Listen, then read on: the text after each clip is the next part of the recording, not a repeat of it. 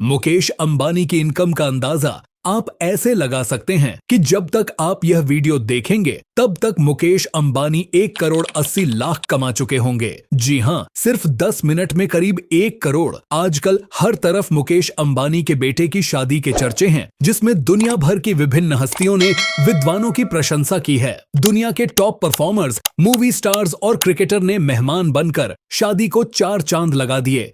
यह तो सब जानते हैं कि यह सभी स्टार्स फ्री में नहीं बल्कि भारी पैसे लेकर आए हैं। सिर्फ जस्टिन बीबर की ही बात की जाए तो उन्होंने चंद मिनट्स की परफॉर्मेंस के 90 करोड़ रुपए लिए हैं। अब यहाँ पर हर एक के दिमाग में यही सवाल आता है कि मुकेश अंबानी एशिया के सबसे अमीर आदमी तो हैं, लेकिन इतना सारा पैसा इन्होंने कमाया कैसे? 15,370 अरब रुपए क्या है इनकी कमाई का असल जरिया जो इनको पूरे एशिया का अमीर इंसान बनाता है? और सबसे बढ़कर, जब एक भाई सोने के पानी से नहा रहा है तो वहीं दूसरे भाई का दिवालिया क्यों निकला हुआ है? आइए देखते हैं मुकेश अंबानी की सक्सेस स्टोरी की कुछ झलकियां।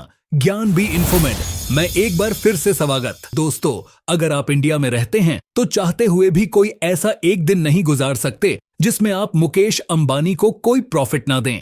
टेलीकॉम सेक्टर हो, पेट्रोलियम, क्रिकेट या रिटेल सेक्टर, मुकेश अंबानी की रिलायंस इंडस्ट्रीज हर जगह फैली हुई है और आपका दिन में मुकेश अंबानी के किसी न किसी बिजनेस से वास्ता पड़ता ही रहता है। लेकिन इस सब की शुरुआत मुकेश अंबानी ने खुद नहीं बल्कि उनके बाप धीरू भाई अंबानी ने की थी। 1960 में धीरू भाई अंबानी गुजरात से एक अच्छी जॉब के लिए यमन चले गए। उन्होंने 7 सालों तक इंपोर्ट एक्सपोर्ट के एक कारोबार में क्लर्क की नौकरी की और इस कारोबार को करीब से समझने की कोशिश की। 7 सालों के बाद 1967 में वह वापस इंडिया आए और इस बार उनके पास एक बिजनेस आइडिया मौजूद था। उन्होंने ट्रेडिंग बिजनेस स्टार्ट किया जिसे RCC का नाम दिया गया। शुरुआत में यह कंपनी केवल स्पाइसेस, मसालों की ट्रेडिंग में इवॉल्व थी। वो इंडिया से मसाले खरीदकर उनको अफ्रीका और मिडिल ईस्ट में एक्सपोर्ट करते थे, क्योंकि 7 साल तक इंपोर्ट एक्सपोर्ट के काम से वास्ता रहने की वजह से धीरू भाई को इस बिजनेस का काफी एक्सपीरियंस था। इसीलिए देखते ही देखते कामयाबी की सीढ़ियां उनके लिए आसान बनती गई। लेकिन धीरू भाई और भी बहुत कुछ करना चाहते थे। उन्होंने सोचा कि इंपोर्ट एक्सपोर्ट तो चल ही रही है, अब क्यों ना मैन्युफैक्चरिंग बिजनेस में कदम रखा जाए। 1972 में उन्होंने रिलायंस टेक्सटाइल्स के नाम से एक नई कंपनी लॉन्च कर दी। उस वक्त कॉटन पर इंडियन सरकार की तरफ से काफी सख्ती थी, जिसकी वजह से पूरी इंडियन टेक्सटाइल इंडस्ट्री में शोर रचा हुआ था। इसी दौरान धीरू भाई अंबानी ने कॉटन के बजाय सिंथेटिक टेक्सटाइल्स का इस्तेमाल शुरू कर दिया, यानी केमिकल प्रोसेस के जरिए कपड़े बनाए जाने लगे, जिससे न सिर्फ वह सरकार की पॉलिसी से बच गए, जबकि कपड़े सस्ते होने की वजह से मार्केट में ज्यादा फेमस भी हो रहे थे। धीरे धीरे रिलायंस इंडस्ट्रीज इतनी बढ़ गई है, क्रिकेट वर्ल्ड कप का टाइटल स्पॉन्सर भी रिलायंस के पास ही था। 1987 में जब धीरू भाई अंबानी बीमार हुए तो उनके दोनों बेटे अनिल और मुकेश अंबानी बिजनेस में उनकी हेल्प करने लगे और जब तक धीरू भाई अंबानी जिंदा रहे दोनों बेटे उनके नीचे मिलकर काम करते थे। मगर 2002 में जब धीरू भाई अंबानी की मौत हुई तो एक नया डिस्प्यूट सामने आ गया। अपनी मौत से पहले धीरू भाई अंबानी ने अपनी जायदाद की बंटवारा यानी उसकी डिवीजन के बारे में कुछ नहीं बताया था। तो अब उनके जाने के बाद रिलायंस इंडस्ट्रीज का कंट्रोल कौन संभालेगा? इसी सिलसिले में रिलायंस के बोर्ड ऑफ गवर्नर्स की मीटिंग कॉल की गई और उसमें फैसला हुआ कि ज्यादा कंट्रोल मुकेश अंबानी को दिया जाएगा और यहीं से दोनों भाइयों के बीच दरार पड़ गई। दोनों भाई आपस में लड़ने लगे और एक दूसरे से बातचीत खत्म कर दी। लेकिन उनकी मां से सब ना देखा गया और उन्होंने फैसला किया कि दोनों भाई बिजनेस को आधा आधा डिवाइड कर लें और अपना अपना काम करें।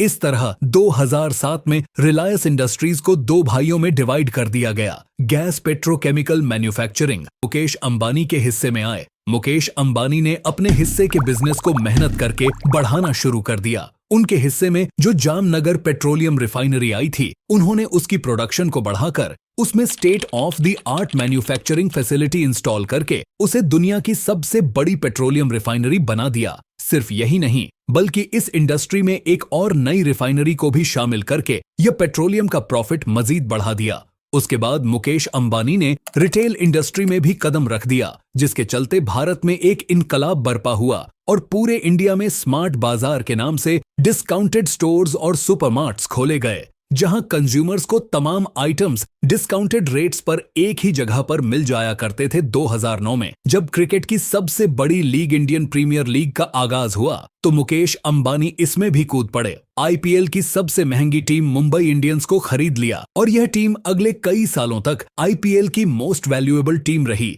यहां तक कि जब कोरोना के दिनों में खाली स्टेडियम में मैचेस करवाए गए तब भी मुंबई इंडियंस ने रिकॉर्ड प्रॉफिट जनरेट किया। 2017 में मुकेश अंबानी ने टेलीकॉम इंडस्ट्री में कदम रखा और यह कदम इतना भारी था जो टेलीकॉम इंडस्ट्री के दूसरे कंपटीशन को चलने वाला था। सबने जियो को खरीदना शुरू कर दी क्योंकि यहाँ सब कुछ फ्री मिल रहा था। देखते ही देखते जियो 1 मिलियन तक पहुंच गए और जियो 5G नेटवर्क लॉन्च किया तो यूजर्स की संख्या बहुत बढ़ गई। यह नेटवर्क अब जियो 6G टेक्नोलॉजी पर भी दुनिया की बड़ी कंपनीज के साथ मिलकर काम कर रहा है। इससे आप अंदाजा लगा सकते हैं कि 2024 में मुकेश अंबानी ने इंडिया की सबसे बड़ी मीडिया कंपनी बनाने का भी ऐलान कर दिया, जिसके लिए उन्होंने अमेरिकन एंटरटेनमेंट जायंट डिज्नी के साथ $9.5 अरब का कॉन्ट्रैक्ट भी साइन कर लिया है। और इसी तरह पूरे भारत में हर सेक्टर पर किसी न किसी तरह मुकेश अंबानी जरूर असरअंदाज होते हैं। आज मुकेश अंबानी की नेटवर्थ $124 बिलियन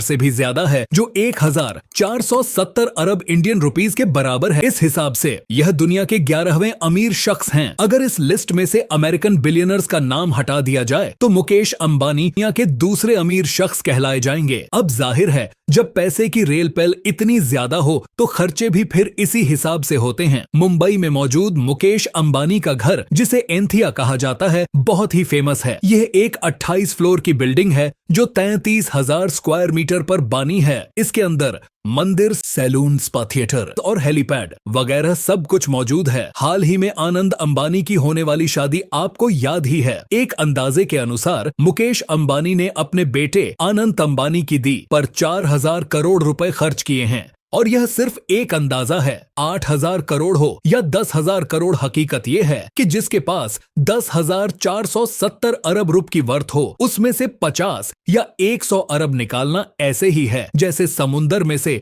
2-4 बाल्टी पानी निकलना देना। असल फिगर शायद कभी किसी को पता ही नहीं पड़ेगी। उम्मीद है ज्ञान बी इन्फॉर्म्ड की यह वीडियो भी आप लोग भरपूर लाइक और शेयर करेंगे।